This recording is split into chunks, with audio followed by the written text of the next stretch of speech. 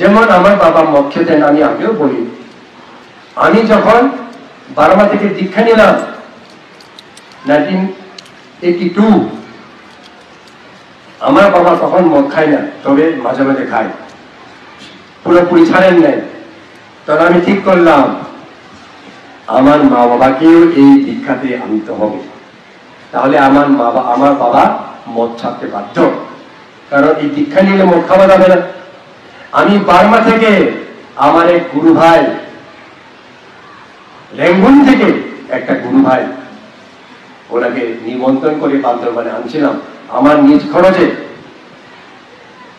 এনে বাড়িতে আমার মা বাবাকে দীক্ষা দিয়েছিলাম।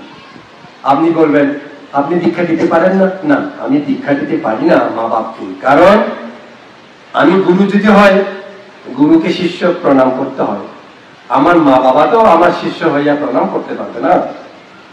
সেজন্য মা বাবা বাদে অন্য যে কোনো জনকে আমরা দীক্ষা দিতে পারলেও মা বাবাকে পারি না। তাই বার্মা থেকে আমি মা বাবাকে যখন দীক্ষা দিলাম, আমার বাবা সেদিন থেকে চিরদিনের জন্য মদ থেকে দূরে চলে গেলেন। আমি ধর্মত উপায়ে ঋণ শোধ করলাম না। এভাবে ঋণ শোধ করার আপনাদের উদ্যম থাকতে হবে, চিন্তা ভাবনা থাকতে হবে।